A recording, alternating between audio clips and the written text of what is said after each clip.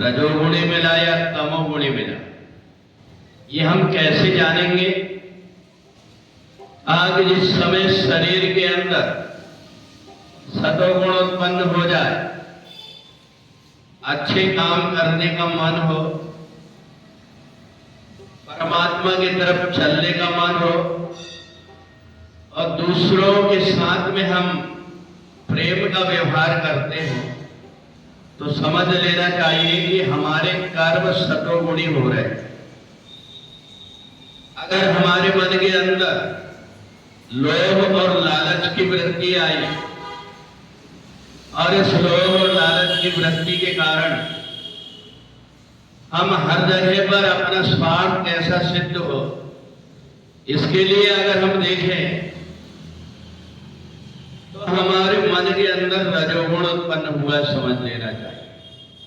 अगर हमारा कोई काम करने का मन न लगे, केवल आलसी में जीवन जाए, तो समझ लेना चाहिए कि हमारे अंदर तमोगुण बैठ गया है और ये तमोगुण बाहर से नहीं आया, हमारे अपने व्यवहार से उत्पन्न हुआ। और इसलिए समझदार व्यक्ति थोड़े थोड़े समय में देखता है मेरी वृत्ति कैसी। कई बार क्या होता है, अच्छा कर्म करना भी व्यक्ति के लिए घातक हो जाता है।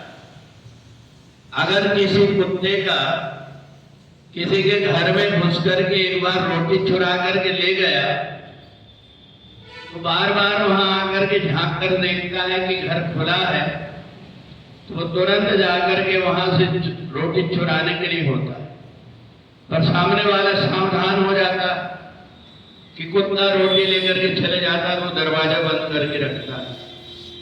और कई बार ऐसा भी होता है कि व्यक्ति का जो स्वभाव होता है वो सोचता है कि ये चोरी करके ले जाता है, एक काम करो इसको थोड़ा सा टुकड़ा डाल दो जब भी आता। तो इस प्रकार से ये सतोगुण, रजोगुण और तमोगुण हमारे शरीर के अंदर जो उत्पन्न होते हैं, ये हमारे कर्म का ही फल है। हम जो कुछ भी कर्म करते हैं, इससे हमारी वृत्ति पता लगता है कि हमने जो कुछ भी अच्छा कर्म किए, इससे हमारी परीक्षा हो जाती है कि हमारे मन के अंदर थोड़ा बहुत सतोगुण बढ़ा हुआ है, भगवान का नाम लेने की आदत बनी हुई है, भगवान के दर्शन करने की आदत बनी हुई है। तो शरीर के अंदर सतोगुण बना हुआ बहुत से ऐसे व्यक्ति हैं, वे कहते हैं हमारा मन पहले पूजा पाठ में बहुत लगता था पर अब नहीं लगता, इसलिए कि उनके अंदर ये रजोगुण और तमोगुण दोनों ने आकर के अपना डेरा ज्यादा बढ़ा दिया है, सतोगुण को समेट करके कोने में कर दिया। ऐसा नहीं कि उसके अंदर सतोगुण नहीं है, सतोगुण तो है, पर इनकी मात्रा ज्यादा बढ़ जाने से व्यक्ति उस तरफ नहीं बढ़ पाता। तो इसलिए हम भगवान का नाम जप करके, भगवान की पूजा करके, स्वाध्याय करके, गीता पाठ करके अपने अंदर सतोगुण बना करके रखते हैं, हमारी वृत्ति कहीं बिगड़ ना जाए। क्योंकि पानी को ऊपर चढ़ाने में परेशानी होती, बांध बनाना पड़ता है, पर जब पानी को ऊपर से नीचे भेजना हो तो कुछ नहीं करना पड़ता, पानी गिरा और अपने आप नीचे की तरफ बहने लगता है।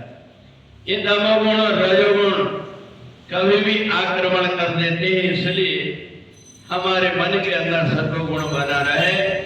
इसलिए परमात्मा से जो लगा रहता है, उसके जीवन में परमात्मा के भजन के कारण सतोगुण और रजोगुण ये धीरे धीरे करके व्यक्ति को तमोगुण की तरफ ले जाते। सतोगुण अगर कम हुआ तो रजोगुण बढ़ जाता है, रजोगुण अगर बढ़ा तो तमोगुण की तरफ ले जा लेता है।